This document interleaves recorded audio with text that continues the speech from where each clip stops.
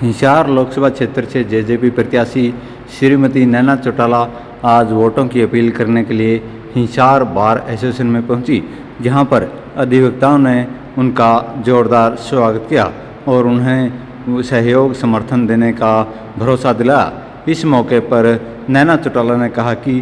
देवीलाल परिवार और Hisar bar association का पीढ़ियों का नाता रहा है और इस परिवार ने इस बार एसोसिएशन के लिए हमेशा कार्य किए हैं तथा जो भी जिम्मेदारियां इस बार एसोसिएशन की तरफ से दुष्यंत चौटाला की लगाएगी तो वो पूरी की गई। उन्होंने कहा कि हिसार बार एसोसिएशन को डिप्टी सीएम रहते हुए दुष्यंत चौटाला ने 12 कनाल 8 मरले जमीन दिलवाई तथा लगभग 75 लाख रुपए की अनुदान राशि भी दी गई। नैना चौटाला ने कहा कि हिसार लोकसभा क्षेत्र से अभी तक कोई भी महिला जीतकर सांसद नहीं पहुंच पाई है, लेकिन इस बार जेजेपी ने उन्हें टिकट देकर चुनावी मैदान में उतारा है और आप सभी मेरा सहयोग समर्थन और आशीर्वाद दें ताकि मैं हिसार की पहली महिला सांसद बनूं और हिसार का ज़्यादा से ज़्यादा विकास करवा सकूं। बुद्धिजीवी वर्ग जो कहलाता है उसमें आप सब लोग आते हो, बहुत इंटेलिजेंट हो और कहते हैं ना जब केस हो अच्छा वकील हो तो आदमी आधा केस तो वैसे जीत जाता है जब वकील बहुत अच्छा होता है, क्योंकि हमें आप लोगों पर विश्वास बहुत जाता है। और मैं जननायक जनता पार्टी की उम्मीदवार के तौर पर आप लोगों के बीच में आई हूँ और जब से हरियाणा अलग हुआ है तब से लेकर 2019 के इलेक्शन तक आज तक कभी कोई महिला उम्मीदवार जो है वो हिसार लोकसभा क्षेत्र के लिए शायद आप लोगों से कभी वोट मांग रही है, क्योंकि कभी हिसार लोकसभा सीट से कोई महिला उम्मीदवार जो है वो किसी पार्टी ने उतारने का काम ही नहीं किया। एक तरफ तो हम कहते हैं कि बेटा और बेटी बराबर है और दूसरी तरफ आप देखो कि 67 साल के इतिहास में किसी पार्टी ने महिला को टिकट ही नहीं दी, तो कहीं ना कहीं तो मुझे लगता है आज के समाज में जो है शायद एक फर्क है महिला में और पुरुष में। पर मैं इस चीज को लेकर पहले दिन से मेरे मन में संकल्प है कि हमें महिलाओं को जो है वो पुरुषों के बराबर अधिकार दिलाने होंगे, चाहे वो राजनीतिक क्षेत्र हो, चाहे वो सामाजिक क्षेत्र हो, चाहे वो मैं कहती हूँ हम गृहिणी घर में काम करें, तभी पुरुष और महिला जो है वो समान है। अभी मैं पीछे कॉलेज में गई थी, मैं कहती थी हम लोग जब घरों से निकलते थे तो हम लोग कहते थे कि हमारे से कुछ पूछता था क्या हो, तो मैं कहते थे हम गृहिणी है। आजकल की लड़कियां जो है वो ये बात कहती कि हम तो होम मेकर है। कोई लड़की आज की पढ़ी लिखी बेटी जो है वो ये कहने का काम नहीं करती कि मैं हाउसवाइफ हूँ या मैं गृहिणी हूँ, वो कहती है होम मेकर, क्योंकि वो इसलिए कहती है कि जो फर्स्ट लाइन में जो वकील लड़कियां बैठी हैं, महिलाएं बैठी हैं, ये सारी की सारी सुबह उठते मुझे लगता है पहले किचन में जाती है, उसके बाद पहले अपनी यूनिफॉर्म और बाहर निकलती है, आप लोगों के बराबर कमाने का काम करती है और शाम को जाके फिर ये लोग एक गृहिणी बन जाती है, क्योंकि घर में बच्चे भी है आदमी भी है, तो इसलिए आज की जो लड़कियां हैं वो अपने आप को होम मेकर कहती हैं। तो मैं भी आज की एक गृहिणी हूँ और पहली बार आप लोगों के बीच में आई हूँ, वोट की अपील करने आई हूँ। अनेक तरह की मैं कहती हूँ सारी पार्टियों ये लोकतंत्र है, आप लोगों के पास आपको भी अधिकार है और हमें भी अधिकार है कि मैं आप लोगों के पास आके वोट की अपील करूं। तो मैं हाथ जोड़ के आप लोगों से कह रही हूँ कि पहली बार कोई महिला उम्मीदवार जो है वो आप लोगों के बीच में आई है। जननायक जनता पार्टी से हूँ और मेरा चुनाव चिन्ह जो है वो चाबी का निशान है। मैं सभी जितने भी मेरे वकील साहिबान यहाँ बैठे हैं, मैं एक एक मेंबर से आपका सहयोग, आपका साथ और आपका वोट मांगने के लिए जो है मैं बार एसोसिएशन में है और मुझे एक उम्मीद करके जाऊंगी कि एक महिला होने के नाते एक बार आप अपना आशीर्वाद जो है वो मुझे देने का काम करेंगे, मुझे जिताने का काम करेंगे, मुझे संसद भेजने का काम। मैं हर जगह कहती हूँ कि मैं पॉलिटिशियन नहीं हूँ। मैं 5 साल जो है वो दवाई से विधायक रही हूँ और पहली बार जब मैं राजनीति में आई थी तो मैंने प्रण लिया था कि मुझे जो भी तनख्वाह मिलेगी मैं कभी भी वो तनख्वाह जो है मैं घर लेके नहीं जाऊंगी। मुझे ये पक्का है कि मुझे तो रोटी जैसी चीजें देनी है दोनों टाइम की। वो जितना भी कमाकर लाएंगे मेरा पेट भरने का काम वो करेंगे। पर जिन लोगों ने मुझे विधानसभा भेजने का काम किया है,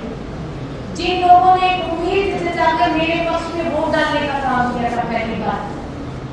मैं वो तनख्वाह जो है वो उन बेटियों पे लगाना चाहती हूँ। और मैं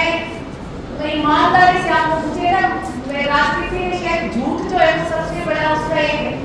साथ देने का काम करता है। मेरे लिए बहुत बड़ा ऐप है कि मैं झूठ नहीं बोल सकती, इसलिए मैं अपने आप को पॉलिटिशियन नहीं कहती, मैं सामाजिक कार्यकर्ता के रूप में ज्यादा कार्य करती हूँ। तो जब मैं दवाई से एमएलए थी तो मैं लड़कियां पढ़ाने का काम किया मैंने मेरी तनख्वाह में से। मैं हर साल उसी तनख्वाह में से बेटियों की शादी करती हूँ और मैंने बहुत सारी लड़कियों को जो है वो मैंने बड़ी एमए बीए एमए करवाने वाले मैंने काम किया। यही काम मैं बाडरा में थोड़ा सा कल्चर ये है कि लोग कह रहे थे कि हमारी बेटियों को जी हम आपको नहीं कहेंगे कि आप शादी करो, ये हमारे एक सम्मान को ठेस पहुंचेगी। तो मैंने कहा आप लोग बता दो, तो वहाँ की जो लड़कियां वो खेलों में बहुत अच्छी है।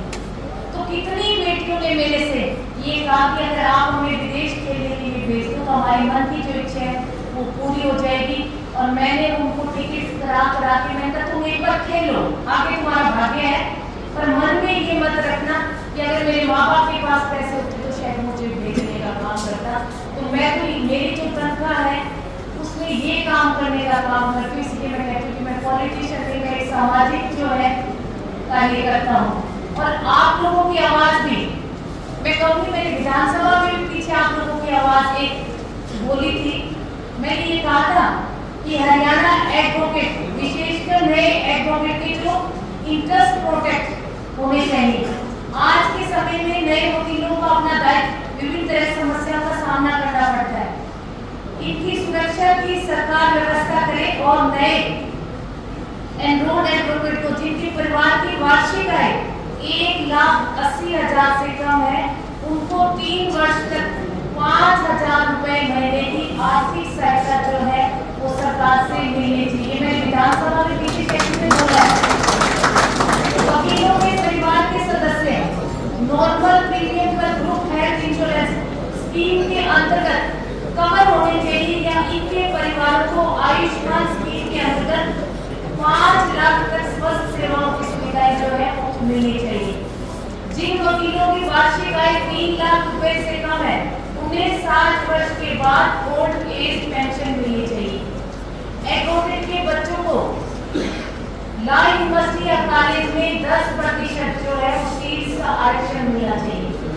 वकीलों को ग्रुप हाउसिंग स्कीम के लिए उचित दाम पर विभिन्न शहरों में एचएसबीपी द्वारा प्लाट मुहैया करवाए जाने के लिए जिन पर ये अपने फ्लैट बढ़ा सके। वकीलों को सामान्य किराए पर सरकारी विश्राम गृहों टूरिस्ट कॉम्प्लेक्स में रूम जो है मुहैया कराना चाहिए। ये बातें मैंने आपकी विधानसभा में हमारे सेशन के अंदर जो है वो रखने का काम किया। और अगर मैं दूषण की बात करूँ तो मुझे लगता है मुझे बहुत ज्यादा बताने की जरूरत नहीं है, क्योंकि दूषण आपके बीच में कई बार आए, आप लोग जो दूषण से मिलने का काम आप लोगों ने किया है।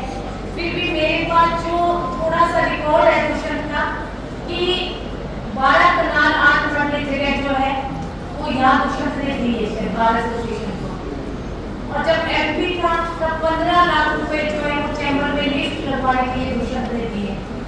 एमपी रहते हुए दूषण ने 9 लाख रुपए जो है वो शेड के लिए दिए। कोई 11 लाख रुपए से बाढ़ में लाइब्रेरी जो है वो अपग्रेड करवाने का काम किया। 2022 में पुराने चैम्बर की रेनोवेशन के लिए 31 लाख रुपए जो है दूषण निकालने देने का काम किया। पुरानी बिल्डिंग की रेनोवेशन के लिए अनुदान ने 10 लाख रुपए जो है उनसे वो दिलवाए। टोटल जो पैसे हैं वो शायद 75 लाख रुपए जो हिसार बार एसोसिएशन को दूषण निकाला ने दिए हैं। तो मैं तो इतना ही कह सकती हूँ आप लोगों को कि वो दूषण चौटाला है और भैया मैं दूषण चौटाला की माँ हूँ। मैं उससे अच्छा करके आप लोगों को दिखाने का काम करूंगी। एक बारी जो है जिताकर संसद भेजने का काम करो। जो भी ग्रांट मिलती है, एक सांसद को बहुत सारी ग्रांट मिलती है, 25 करोड़ रुपए जो है वो 5 साल के उसको मिलने का काम करते हैं। अभी पीछे जो सांसद जी बड़े थे उन्होंने मैं कहती हूँ 4.5 साल तो अच्छे कमल के फूल के वोट लिए, एक बड़े बहुमत से जो है वो जीतकर संसद में भी गए, पर 4.5 साल उस सांसद जी ने ना तो संसद में बोलने का काम किया और ना उन्होंने जो ग्रांट ली है 25 करोड़ में से मुझे लगता है उन्होंने 4 करोड़ रुपए जो है वो लगाने का काम किया। 21 करोड़ रुपए जो है वो लैप्स हो चुके होंगे। तो मैं कहती हूँ सांसद ऐसा बनाओ और सरकारी पैसा जो है, मैं कहती हूँ एक तो नानी के घर से नानी कुछ दे तो मत छोड़ो कभी भी, और एक संसद में अगर हमें कोई ग्रांट मिलती है तो प्लीज उस ग्रांट का कोई पैसा जो है वो लोग विधानसभा क्षेत्रों में लगाने का काम करो, लोगों के बीच में लगाने का काम करो, क्योंकि लोग जब वोट सुबह 25 तारीख को जब वोट डालने के लिए हर आदमी जाएगा ना, तो मन में एक संकल्प लेकर वो निकलता है कि जिसको मैं सांसद चुन रहा हूँ उससे मैं सामूहिक कार्य जो है वो करवाऊंगा, मेरे लिए कार्य करवाऊंगा। और जब सांसद लोकसभा में जाके बोलता नहीं वो मोदी सांसद हो जाता है और जो ग्रांट है वो लैप्स हो जाते हैं, ऐसे सांसद को चुनने से कोई लाभ नहीं है। मैं फिर आप लोगों से कहूंगी कि एक बारी आप मुझे मौका दो, मैं किसान मजदूर और कमेरे वर्ग की आवाज जो है उठाने का काम करूंगी, मैं महिलाओं की आवाज बढ़कर जो है वो लोकसभा में बोलने का काम करूंगी, चाहे वो महिलाओं की शिक्षा की बात हो, क्योंकि आज हर कॉलेज में शिक्षा के लिए लेक्चरर्स नहीं है, टीचर्स नहीं है। अगर मैं सुरक्षा की बात करूँ तो आज महिला शक्ति जो है, मेरी बेटियां मेरी बहनें जो सुरक्षित नहीं है, और उनके स्वास्थ्य की बात करूँ, क्योंकि गांव में जब मैं जाती हूँ तो मैं गांव की औरतों के पास बहुत इंटीरियर में जब हम जाकर एनजीओ के थ्रू लोगों से मिलते हैं तो आज भी मेरी जो बहनें हैं वो अपने स्वास्थ्य से बहुत ज्यादा जूझ रही है जब हम उन लोगों के बीच में जाते हैं। जो हमारी युवा पीढ़ी है उसके लिए मैं कहूँगी कि आज हर गांव में जब हम वोट मांगने के लिए जाते हैं तो इतने लोग ये कहते हैं कि जी नशा जो है वो हर यूथ को जो है वो दिमाग की तरह खाया जा रहा है। इस नशे के खिलाफ बोलना, बेरोजगारी के खिलाफ बोलना, बच्चों के रोजगार के लिए बोलना, ये बहुत सारे मुद्दे जो है आप लोगों के लिए बोलना, ये लोकसभा में बिल्कुल वैसे ही है। आप भी बोल बोल के केस जिता देते हो। बोलने में मैं कहती हूँ मैं तो आप लोगों के नाखून के बराबर भी नहीं हूँ, क्योंकि आप में वाक्पटुता बहुत ज्यादा है, हम लोगों में इतनी नहीं है। क्योंकि मैं अंत में आप लोगों से वोट की अपील करूंगी, वोट मांगने आई हूँ, आप लोगों का सहयोग और आपका साथ मांगने आई हूँ, और मुझे पूरी उम्मीद और एक आस लेकर मैं यहाँ से जाऊंगी कि आप अपना कीमती वोट जो है वो नैना चौटाला के पक्ष में, मेरा चुनाव चीज जो है वो चाबी के पक्ष में देने का काम करें, मुझे विजयी बनाने का काम करें और आपका आशीर्वाद देने का